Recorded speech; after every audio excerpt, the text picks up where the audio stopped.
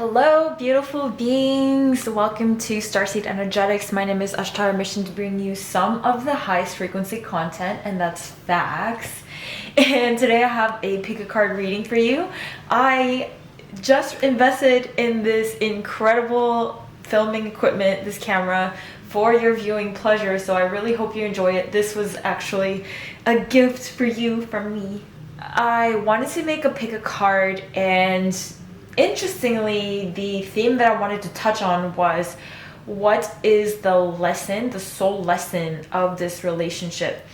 So I really love watching pick a card readings, first and foremost because I enjoy the frequency of the different card readers. Like, I just enjoy tuning into their stream of consciousness, whether or not I enjoy the topic or not. I actually watch pick a card readings based on if I want to kind of hang out in their energy or not.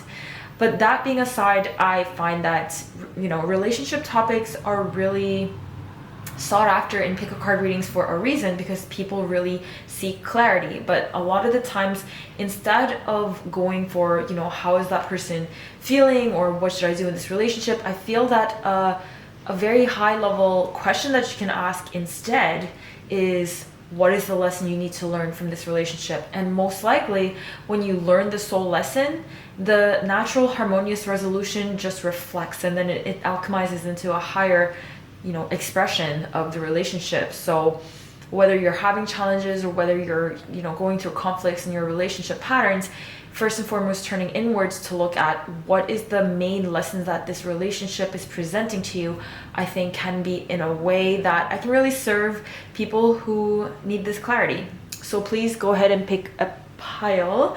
The first pile is going to be this fairy tarot card. I have the remainder of that deck over there. I just wanted to cut it so that it's the same kind of deck size with the others. I know that every single one of them have the same tumbled green aventurine. That was intentional, but you can choose based on the cards. This one is the Mystic Martian Oracle. This is pile number 2, and this is the Goddess Love Oracle. This is pile number 3. You should be able to really directly realize which one was calling you. And then if you want to look at the other piles, you can go ahead and do that as well. Maybe you have to look at all 3 of them, maybe just 2 of them, I don't know. But I hope you enjoy, and let's get into the reading. Okay, for those who picked pile number 1 with the fairy tarot cards, this is going to be your reading. I like to shuffle live as I go. Please really tune into your breath, ground your energy, and connect with your source frequency.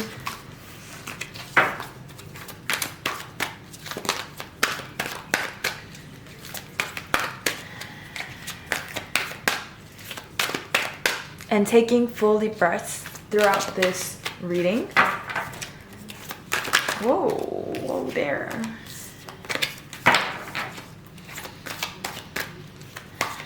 Okay, so before I even lay out the cards, the message that I'm getting is that you're learning to trust issues. So probably you're having moments where you're not sure if you can trust this person, whether this is a romantic partner or a business partner or a family member, whatever it is, a friend.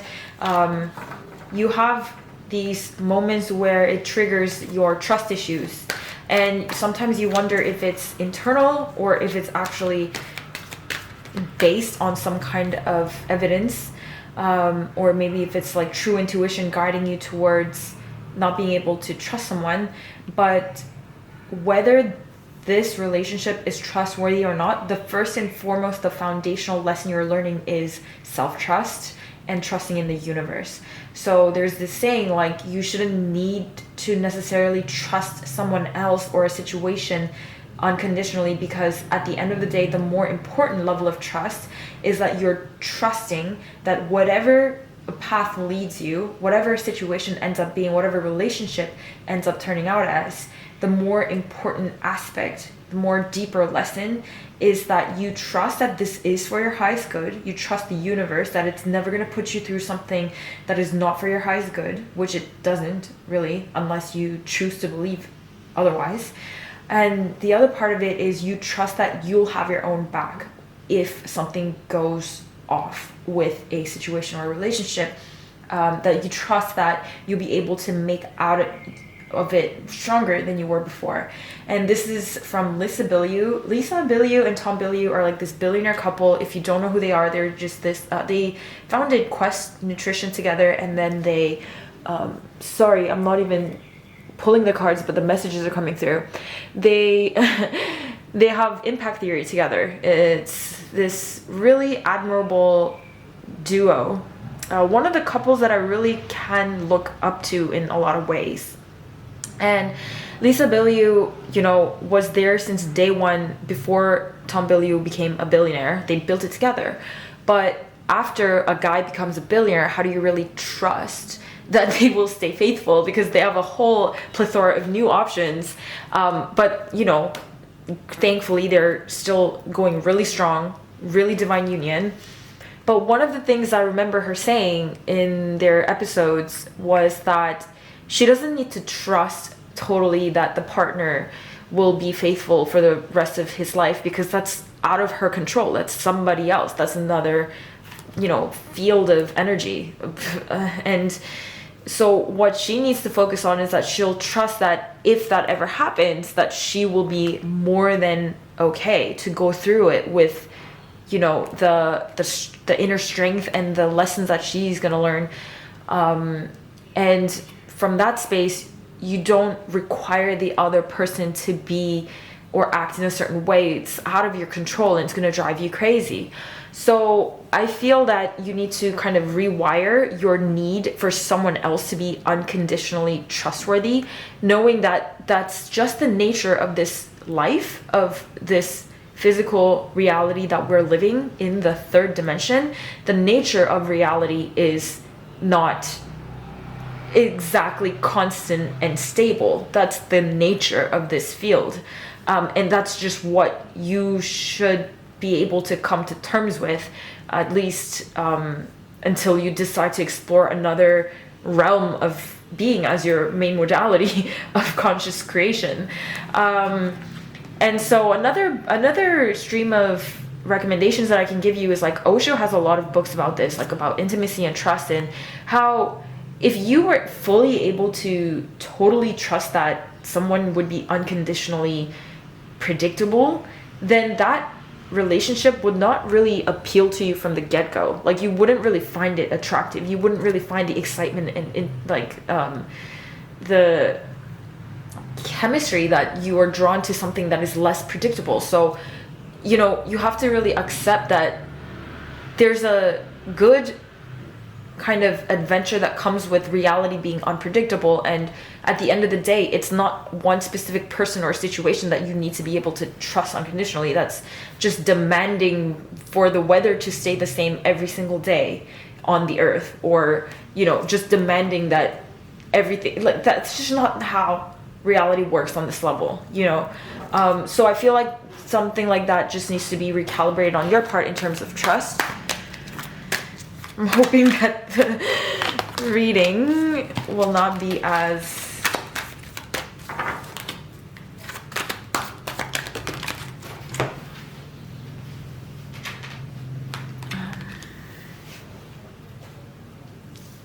and you know, I really just want to add that when you have trust issues to any of these aspects of your greater universe or yourself, you actually stop yourself from tuning into the highest potential of yourself, because if you have this level of mistrust that is like underlying your conscious, you know, reality, then you're not going to be able to trust, first of all, the unknown, which also means that you're probably blocking out a lot of your own intuition, because your intuition is something you need to like kind of really trust.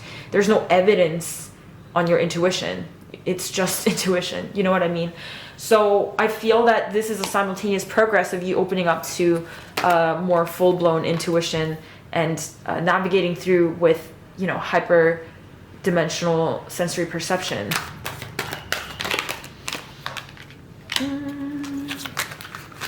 Okay, let me zoom this out.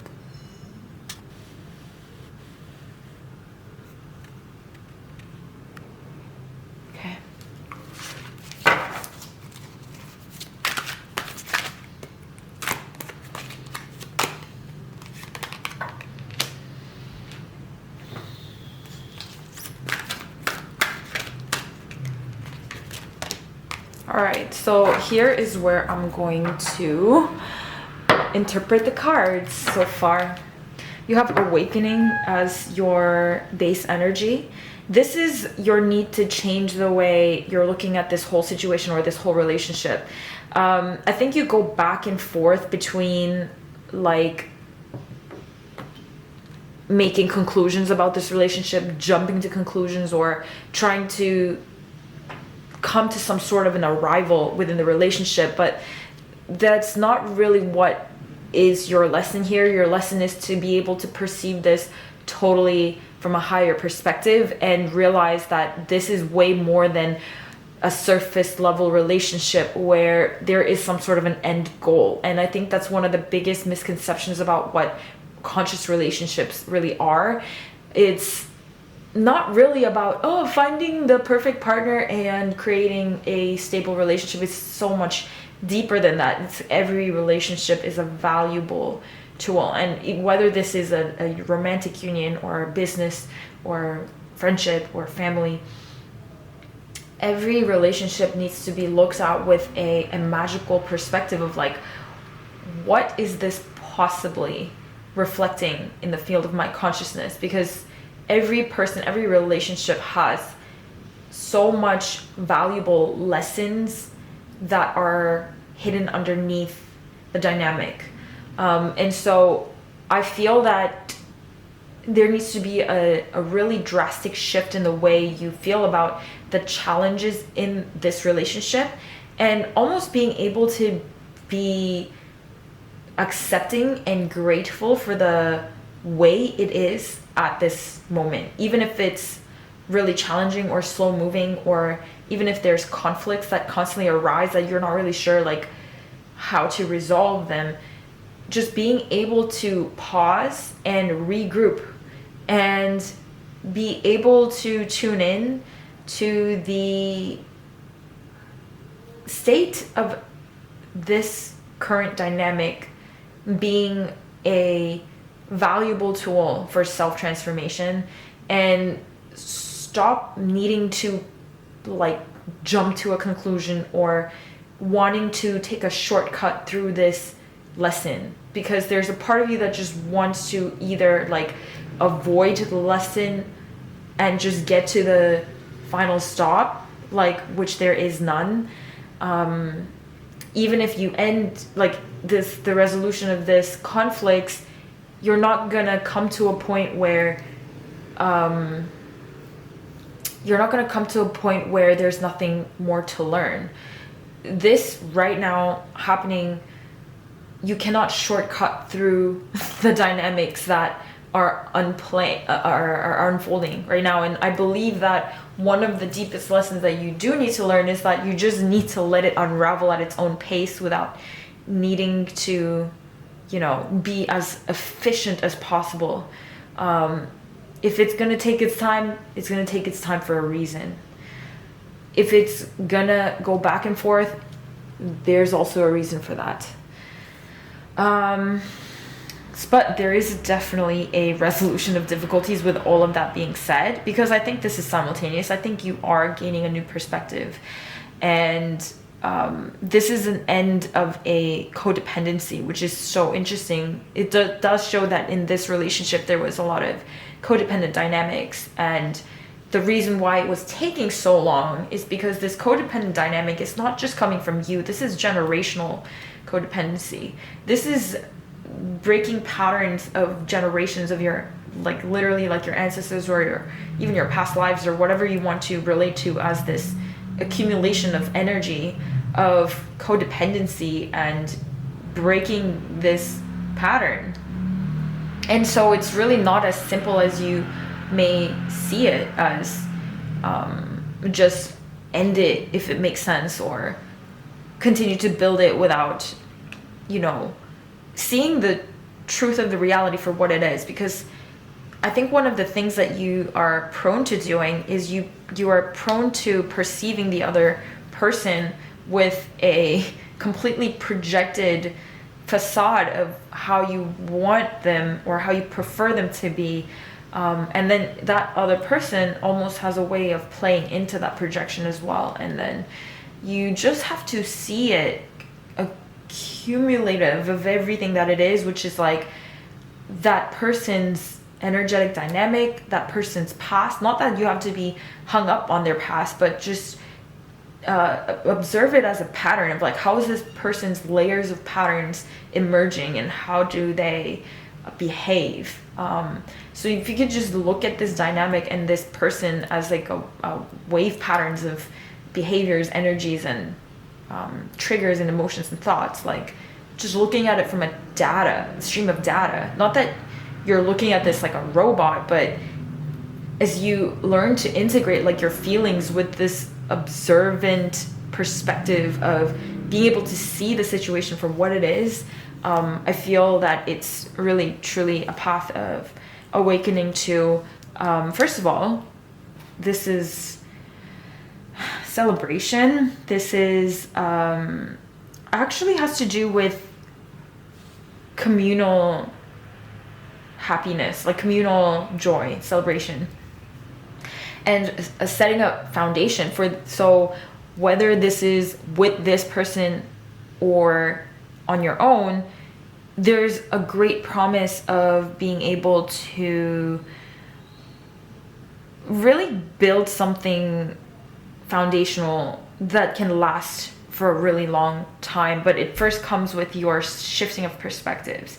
There's two aces here, so it's very likely that with this ending, you'll either or manifest a really promising new relationship after the termination of the previous one, or gain a completely new beginning in this existing relationship.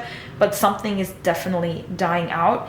Whether you can create that death within you to totally purge an entire cycle from within, or it has to take form in the external relationship, it's going to happen either way.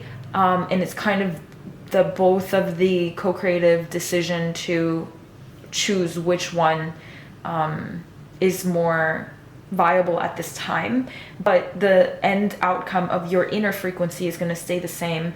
You'll be able to really move on from this codependent dynamic that has been plaguing your generational imprints.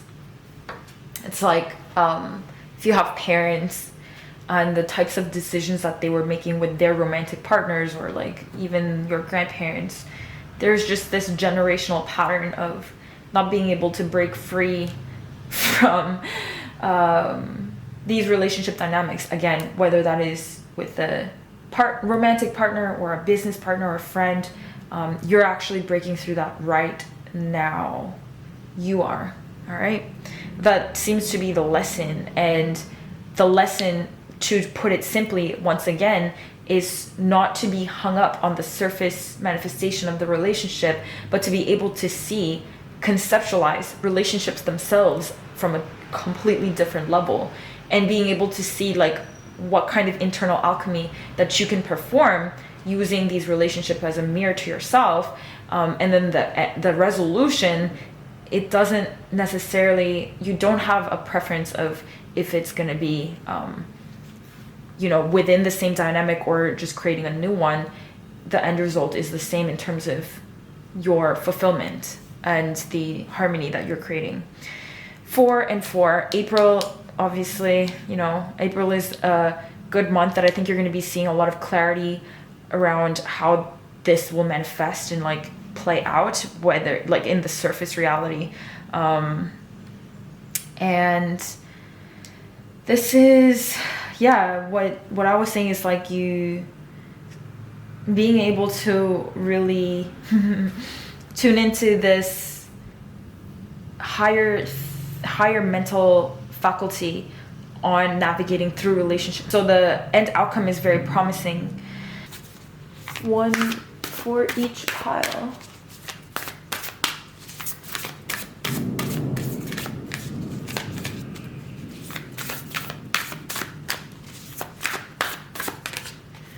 Oh, this is the Witness. This is exactly the same energy, actually.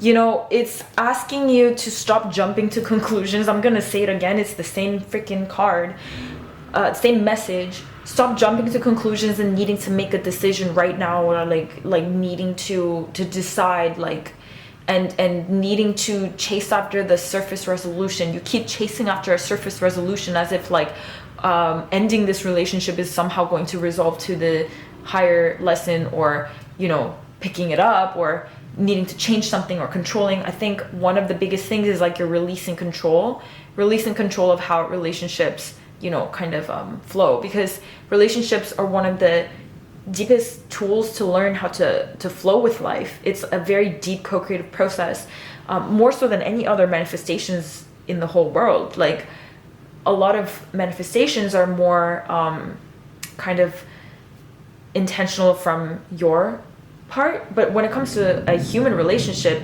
it's extremely co-creative. There's many parties involved in terms of like the many layers of energy with manifesting a relationship. So part of it is all about learning how to flow and surrender and be the witness as like solutions really arise. The solutions should arise. No decision within a relationship should, if it's unfolding from a higher perspective from your end, none of the decisions should feel painful. Even through an ending of a relationship, or a rebuilding of a relationship, or anything, it should naturally be supported, and the right decisions just kind of emerge from your field, rather than you needing to make any drastic decisions. And stop falling into the old pattern of needing to, you know, cut away things or decide things. Like, that's a very beginning stages of pruning your relationships when you first begin your journey. But the trick is not to fall into that same pattern as you progress into your spiritual journey.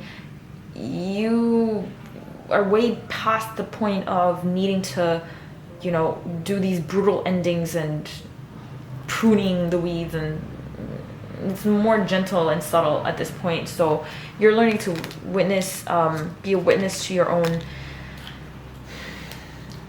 relationships. And your definite main lesson with this relationship is to learn how to be a witness, and conceptualize relationship themselves from a higher level, so that you're not perceiving relationships as the masses perceive relationships. Is totally off. These are not just, you know how it's almost like this, you know how before energy was so prevalent, I mean, the education around energy and spiritual energy was so prevalent, a lot of people had this Newtonian way of thinking about matter, but it just ends up revealing itself as a quantum field of probabilities. It's kind of like that.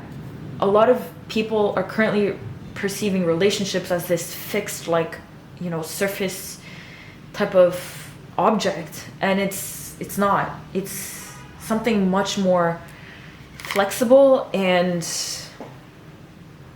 it's something that, you know, if you get the actual lesson of your soul through learning to conceptualize relationships from a higher level, then you will know exactly what I mean. It's really akin to particles versus waves, of probabilities. So this is you learning that lesson once again, like, you know, just really embodying that lesson of perceiving the hyperdimensional nature of reality through a relationship. That's a whole other level of integrating that perception of reality. All right, so I hope you learned that lesson, and thank you. And if you enjoy my readings, please check out my Patreon, where I put exclusive work up almost on a weekly basis. All right, see you guys later. Thank you for watching. Hello. If you chose pile number 2, which is the Mystic Martian Oracle with the same green aventurine stone, let's see what your soul lessons are from this relationship. So grounding your energy, connecting with your source field, your heart's field, and taking full deep breaths. Draw your thumbs. Earth, Taurus.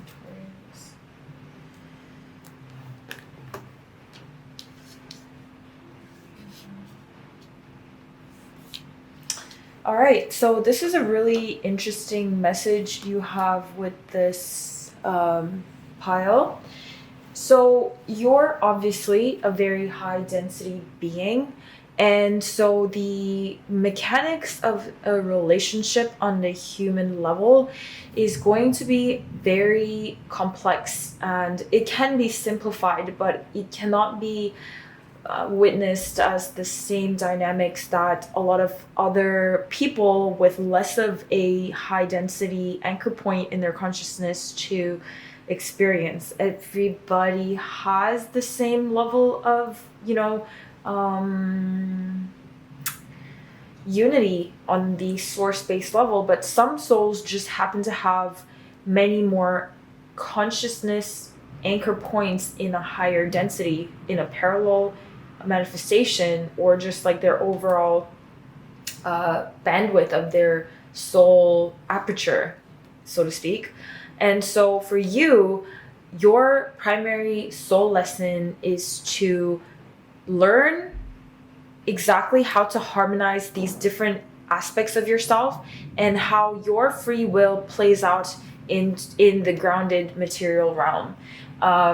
It just so looks like you have this ability to explore the world with a lot more free will than some may be used to, which means that a lot of things that are outside of the ethical discernment of normal people, because they're simply not of the right frequency to pursue that level of free will, is actually open for you to experiment as a co-creative principle.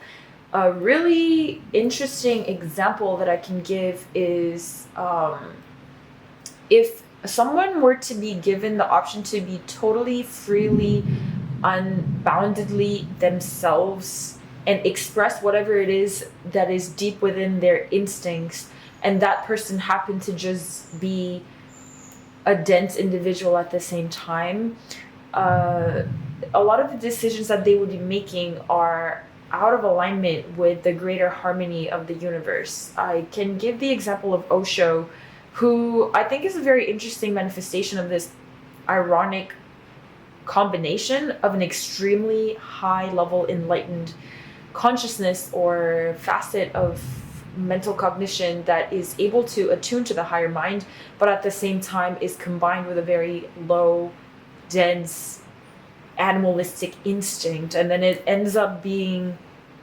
manifesting itself as a very strange paradox and harming others. But for you, you're actually extremely benevolent in your essence. Not that other people are not benevolent in their essence, but they just need a lot more refinement. But because you have a higher kind of grid point in your consciousness as a parallel manifestation in, say, much higher densities than a lot of people are originating from on their, default connection to their higher aspects of their mind, you have a lot of freedom to explore what feels right for you. And you have to be able to accept that responsibility with a lot of discernment, but also at the same time realizing what it truly means in terms of your relationship, which means you are not really advised to take advice from most people. You can take advice here and there. I mean, I would even say to you, don't even listen to my advice, technically speaking, except I do have a higher kind of perspective on relationships themselves, so it might be good to listen to my advice, because all I'm saying is don't listen to other people's advice for most of the time.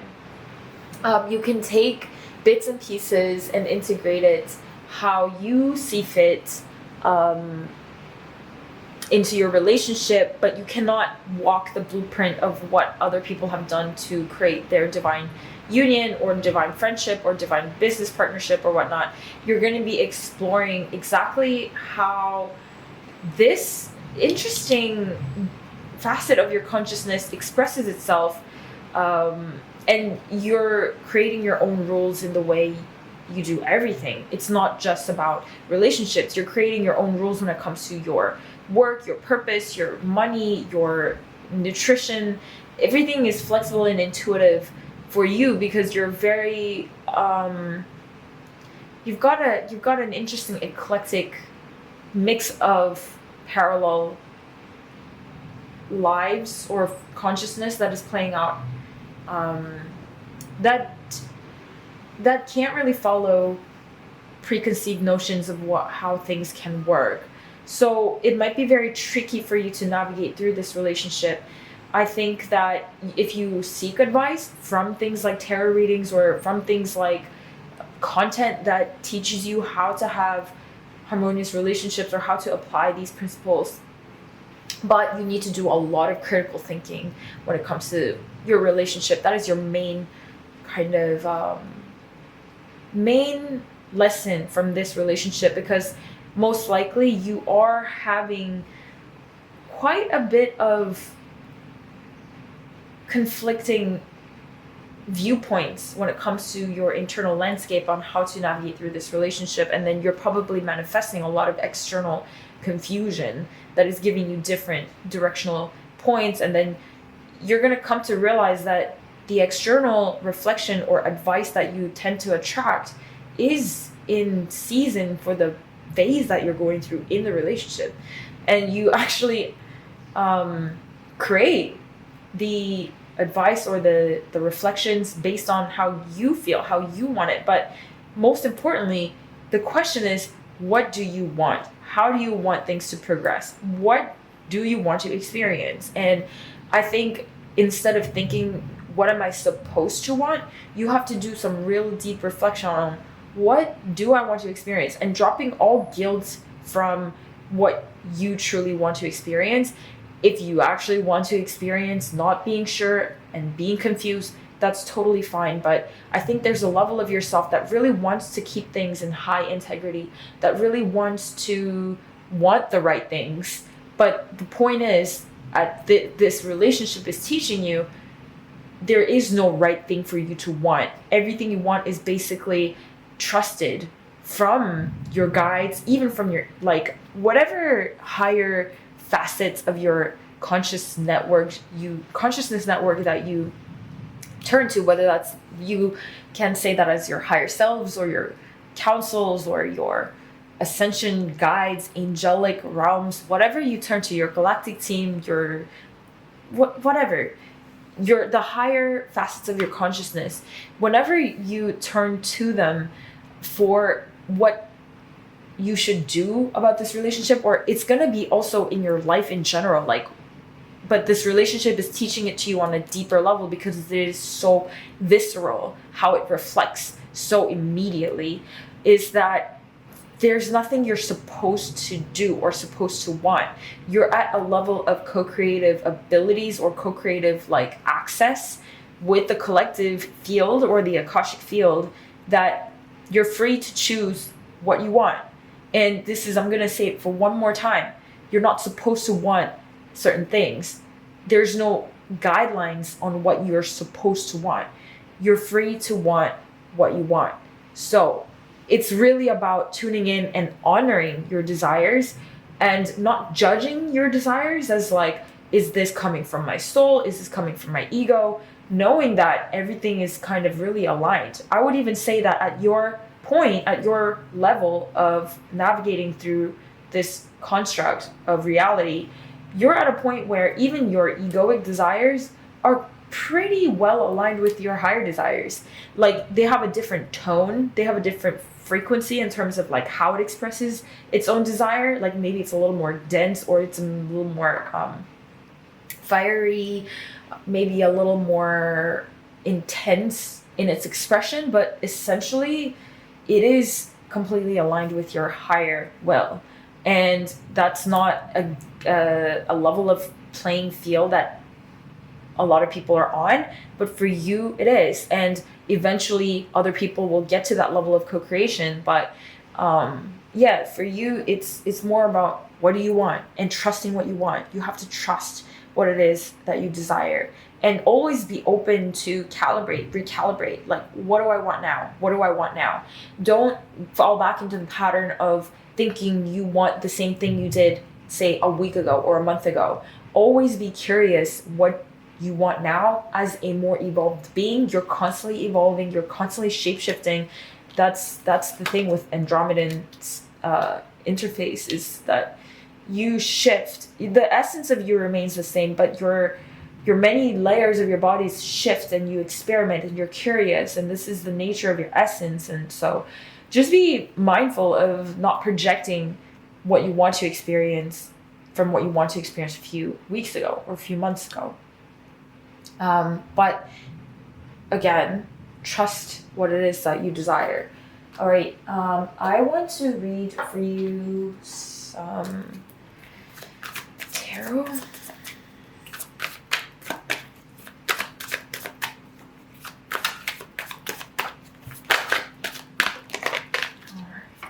This is the King of Cups, the Nine of Wands,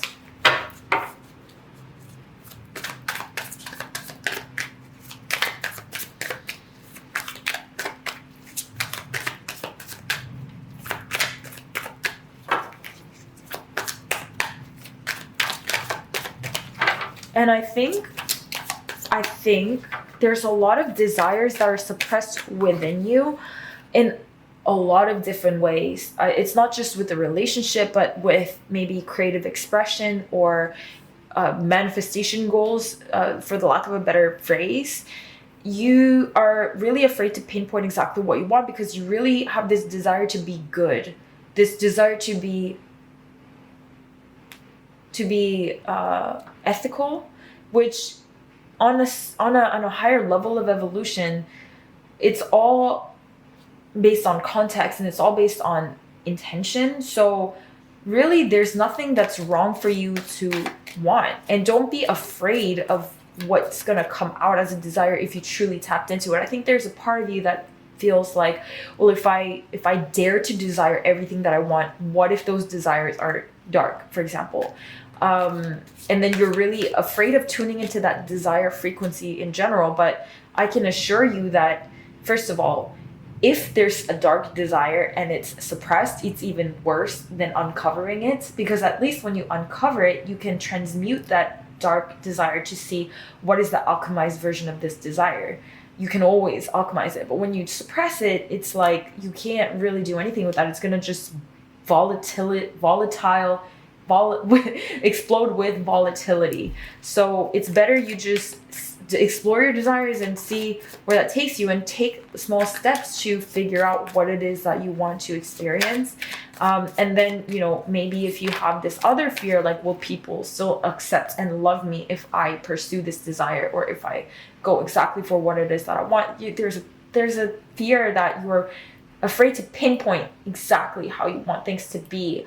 Also, I think part of that is that you don't want to be too specific on what it is that you want, because you are fearing that if you are attached to that, you're going to create like a difficult situation of entanglement in terms of the law of resonance or the law of attraction.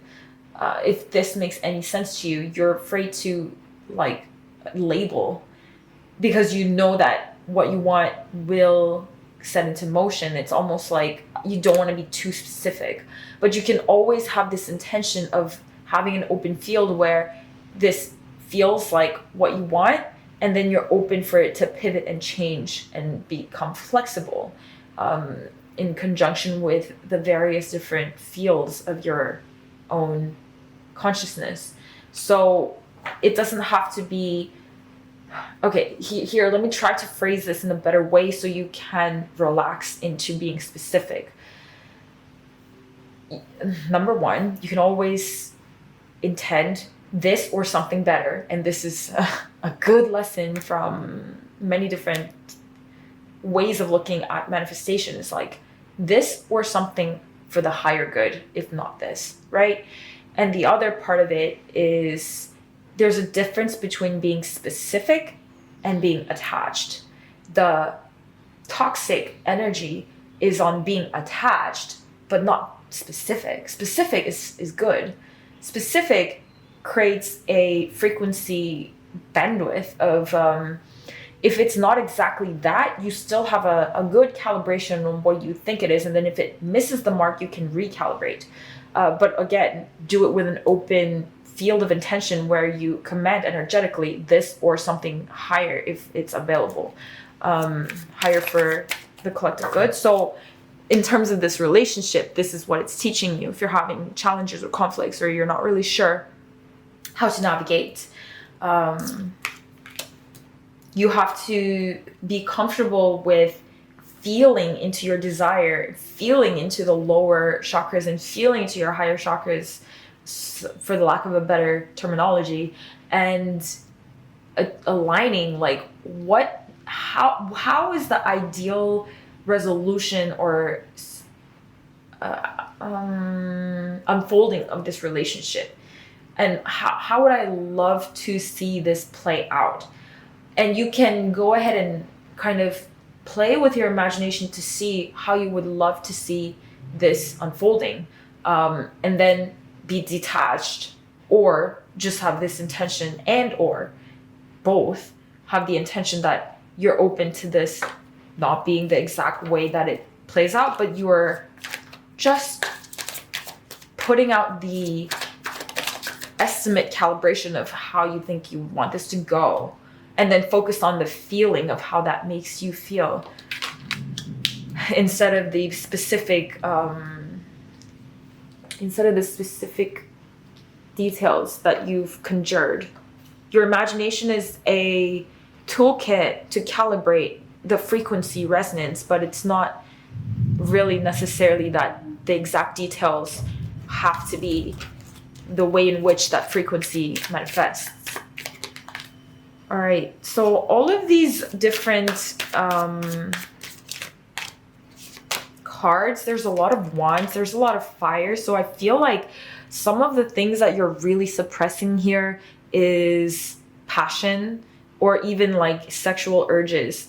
I will say that I think some of you are really repressing your sexual desires, and that's not the best way to go about things. I think there's this programming that runs deep when you went into the spiritual journey of like, maybe you didn't intend it to be this way, but you ended up taking on a lot of the dogma around, you know, celibacy, or I say, what do you call that?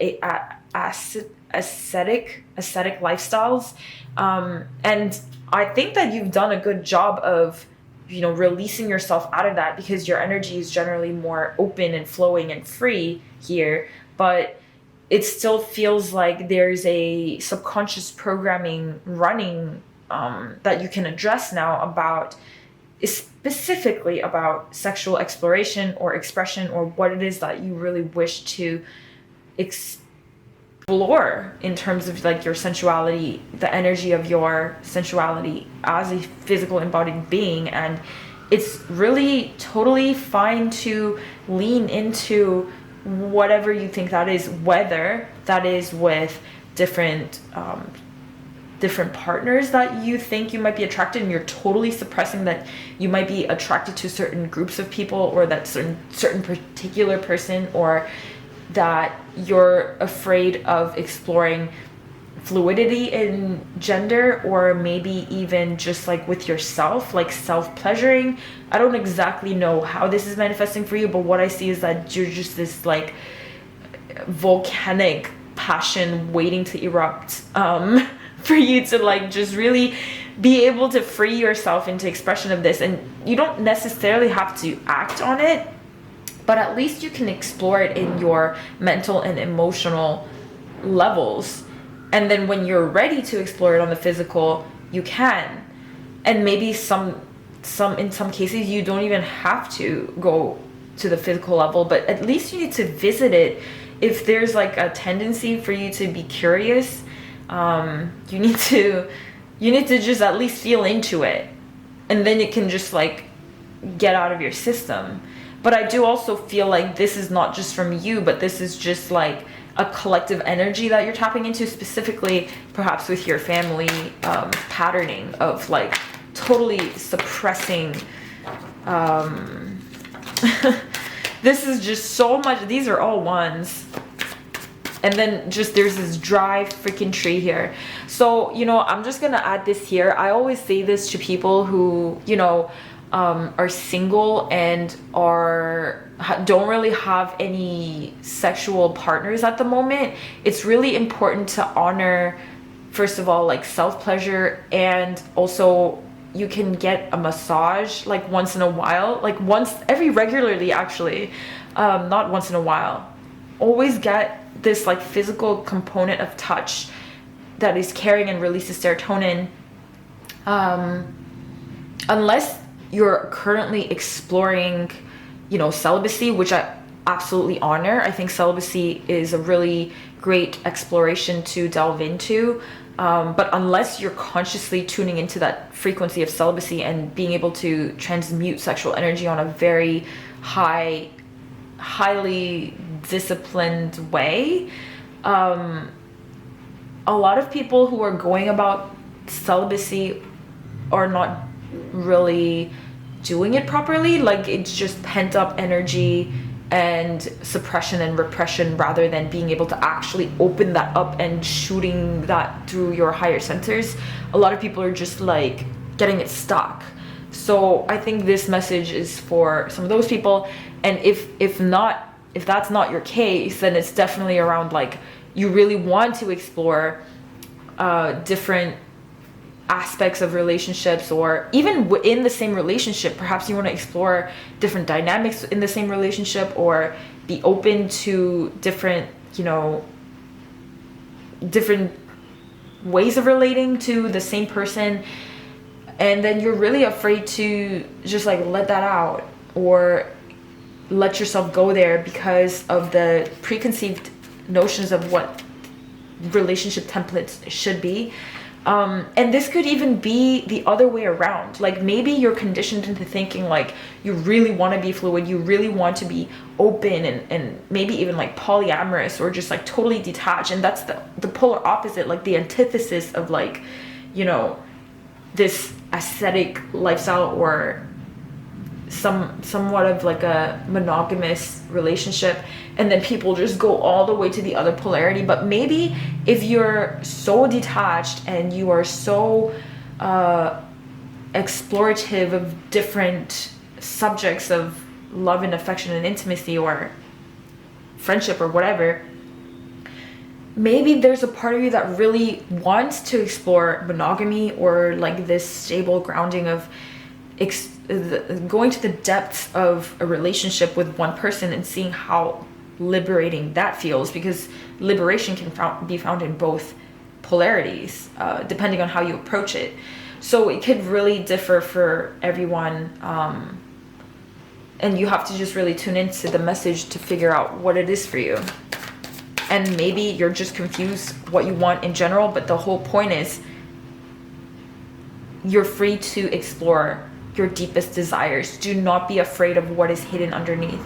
Do not be afraid of the unknown, and just do what it takes to be fighting your own internal landscapes, and being afraid of what's underneath you, or being afraid of the unknown. This is the principle of the divine feminine. It's just, maybe you're afraid of that aspect of yourself, whether you're male or female, it doesn't matter. It's just you're afraid of that completely untapped potential of your unknown or hidden unconscious facets of yourself. There you go, the divine feminine activation coming through, and the sun. So outcome is very auspicious, because I think you are gonna do the right thing.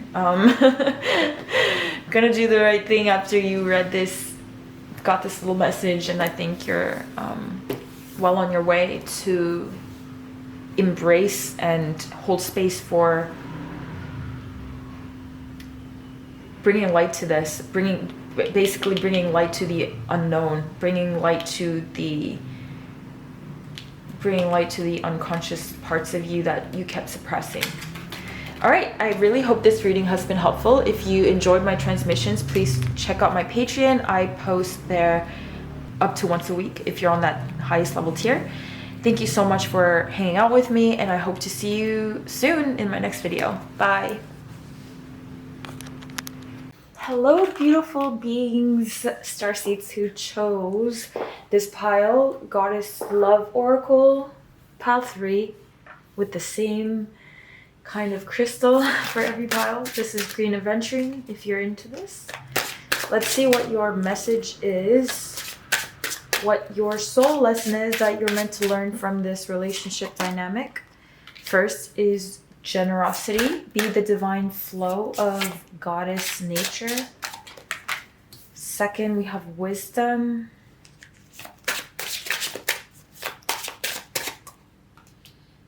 This looks like a Maine Coon, which is like one of my favorite kind of cats. Self-discovery.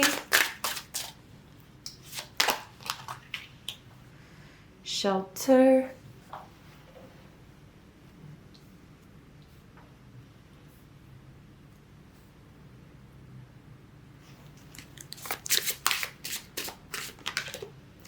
Flow.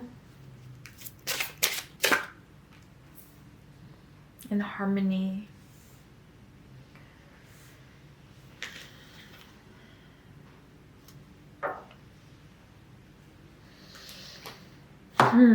Let me tune in for a bit.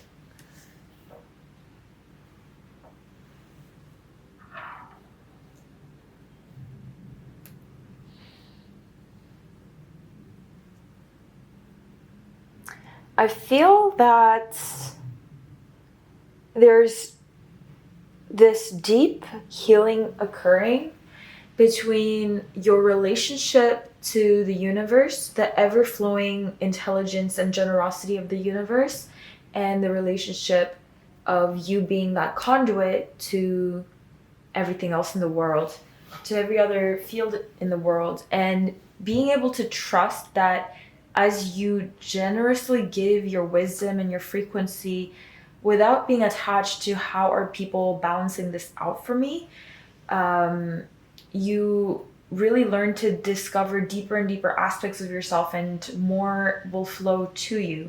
Now, I really want to make the discernment between getting caught into a codependent relationship where you are giving and giving and giving and you're not receiving in return, because that's a completely different dynamic than being in a healthy relationship and being the conduit of this generosity.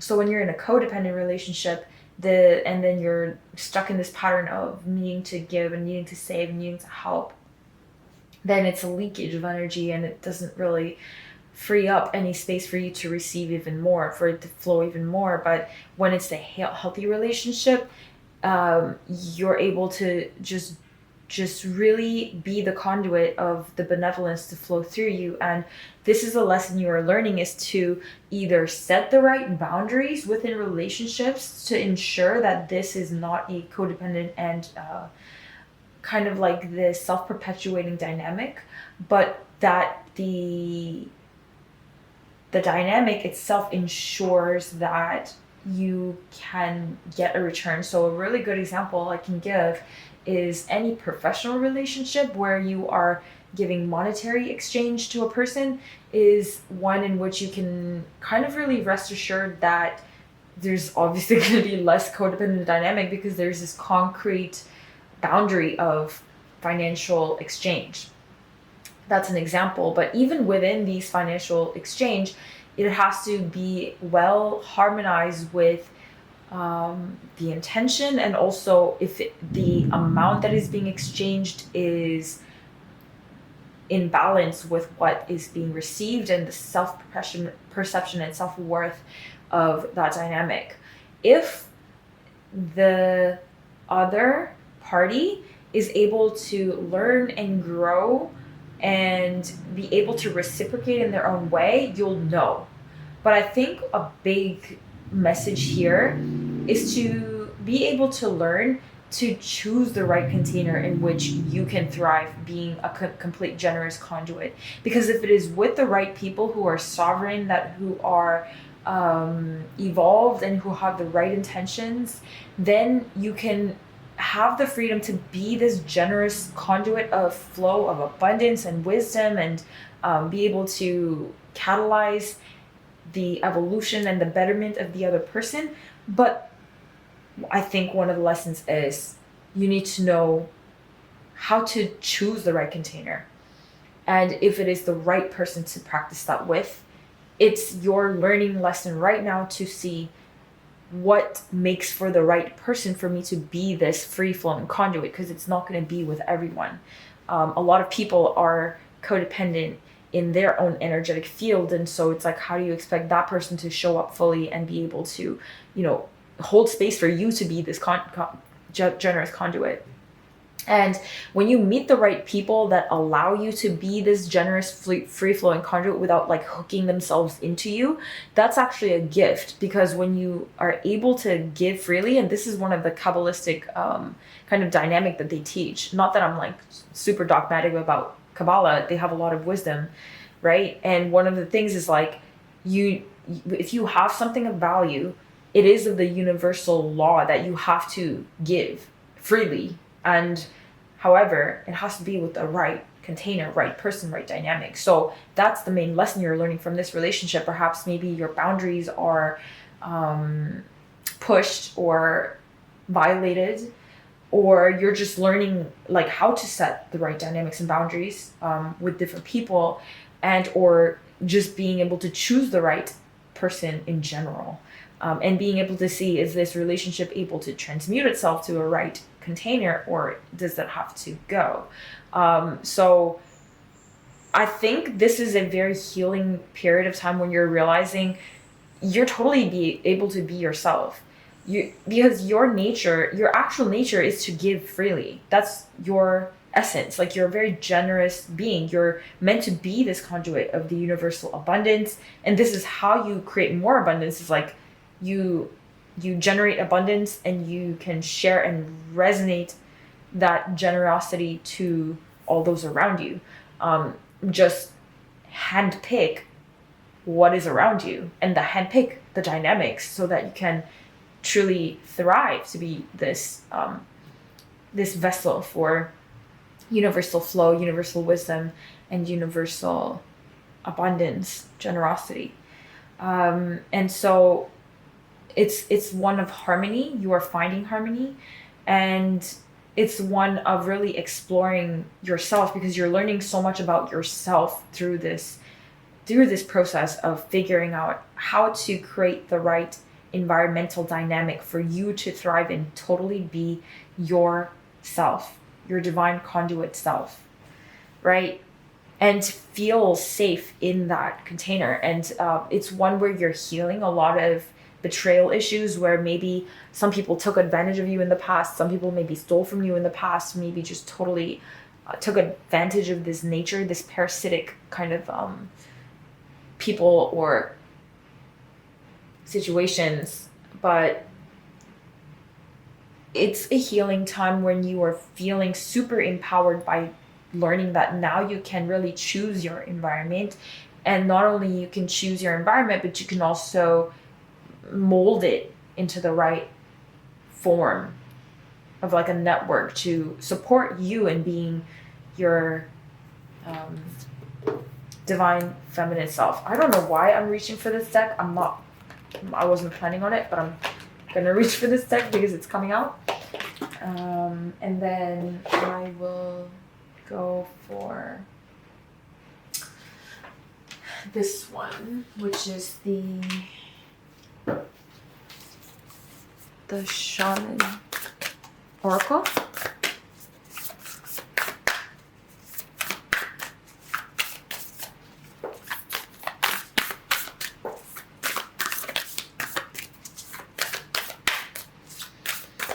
Okay, so taking full deep breaths. This is a smoky mirror, so I do feel... Oh, wow. Okay, let me see. The giveaway. These cards, I haven't seen before, so let me tune into the meaning. But this giveaway is very similar to this generosity card in terms of the linguistic symbolism. So the giveaway is the gift you offer to life without attachment, without expecting anything back. You can only give what is truly yours. A smile, a nod of encouragement, a gentle touch, a kind word. This is not giving to others what you no longer want, like the sweater that no longer fits, but gifting that which is most precious, your authentic love and genuine feelings. So the invitation is make a list of 10 people and things for which you are grateful. Connect with the feeling of gratitude. The giveaway comes to ask you to feel the same gratitude without needing anything or anyone to inspire it, and to share this gratitude with those you meet. As you offer thanks, your heart opens and you start realizing how much life has given you. You heal your feelings of scarcity and open yourself up to the abundance that surrounds you. The giveaway invites you to be in the flow of life as you give freely and receive freely. And then the medicine message, which is the shadow aspect of this card, is it difficult for you to set limits on how much of yourself you give? If you give more than is healthy, then you will not be able to give for long. You'll feel resentful with your partner or associates, or you'll feel like the world owes you something in return. Notice if you give for any reason other than pure generosity. Are you trying to be liked or accepted? Are you hoping to heal an old wound? Start giving yourself first and foremost. Offer yourself the care, the love, the time, the acceptance that you're longing for. Once you experience plenty, then you can truly give to others. So this is, yes, exactly what we were saying, except it has a different kind of additional message that, I think that because you were dealing with the wrong groups of people in the past, or perhaps you were giving to the wrong people in the past for the sake of learning lessons, you have this resentment of, your nature of giving so generously, but then you want to also look at, are you giving with a condition, or are you simply just not choosing the right container or people?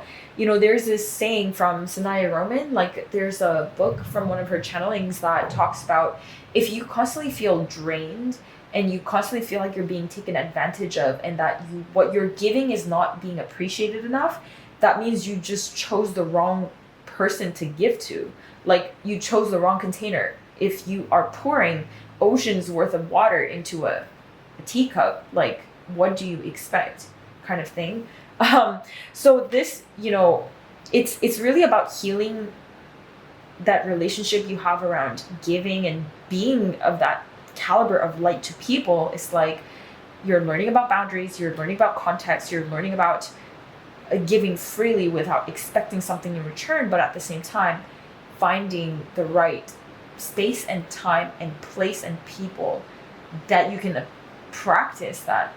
And if it's a relationship that is very close to your circle, for example, if it's your best friend, if it's your partner, if it's your business partner, you have to be very mindful of this whole dynamic of giving freely, giving unconditionally without expecting anything in return. You can practice that with the right inner circle. But for example, if it's like a waitress that you're tipping, or like a cab driver you're tipping, that kind of one-off transaction of giving that's not recurring, it can be done so easily, just literally just unconditional giving, right? But when it comes to recurring interactions, such as a partner or a dear friend in your inner circle, be very mindful who's occupying that space, so that you can just be yourself and create the right boundaries. The smoky mirror here talks about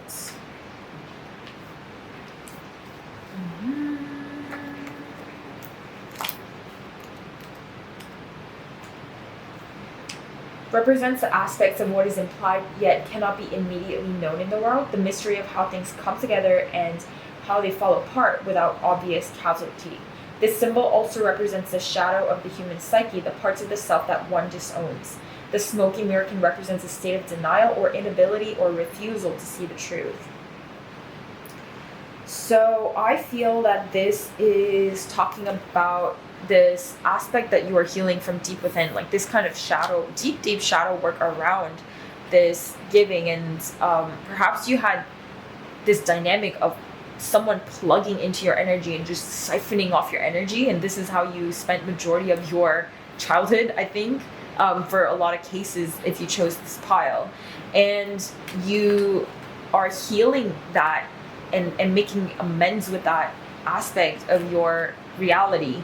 And for that to occur, you need to see it for what it is and see the function that it had in your life. So for example, truly see the positive and reframe what occurred in your life, because when you became incarnate in this plane and there was a lot of energies that were siphoning from you, you cultivated an ability to consistently be forced to generate more and more and more effectively and efficiently than you would have if you didn't have any siphoning energy, which is unfortunate.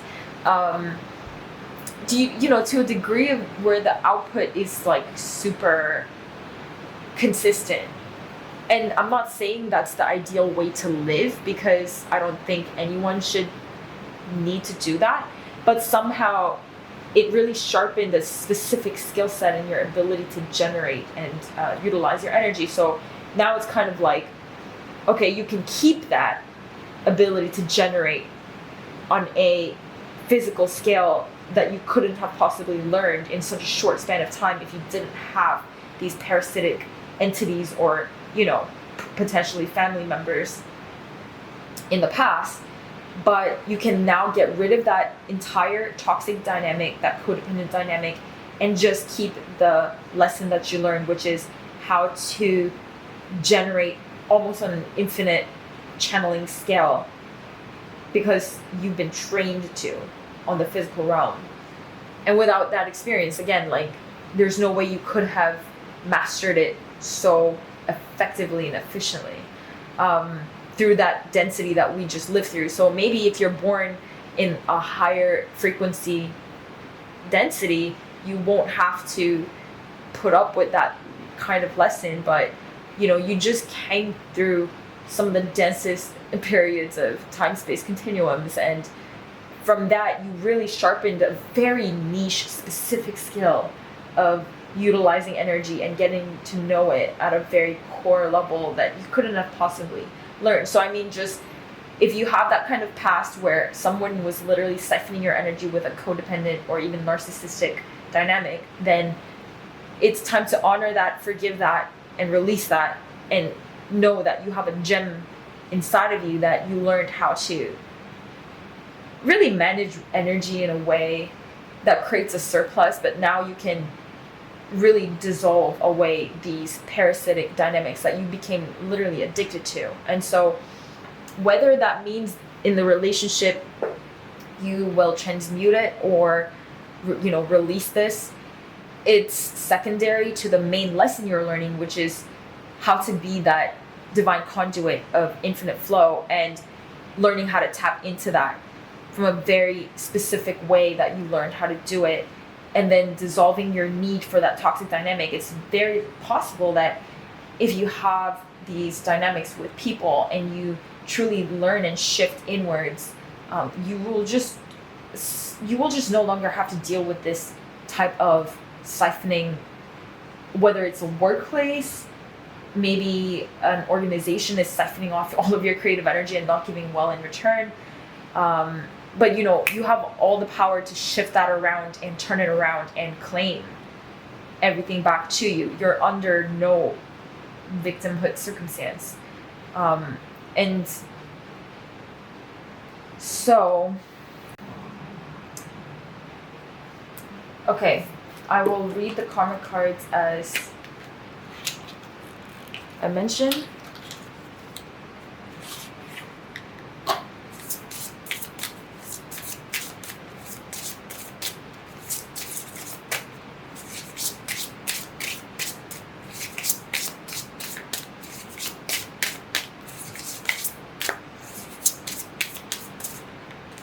Okay.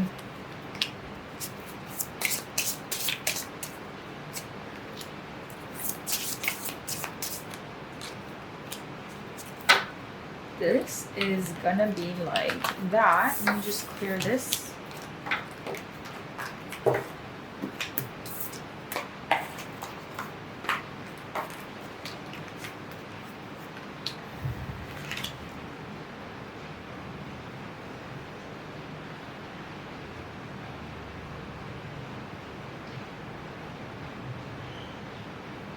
It's really interesting, this message that you're getting right now. I feel that this previous dynamic that I mentioned with the instability of your first institutional organization, which is your family, was very much a really intense training wheel for you to cultivate this level of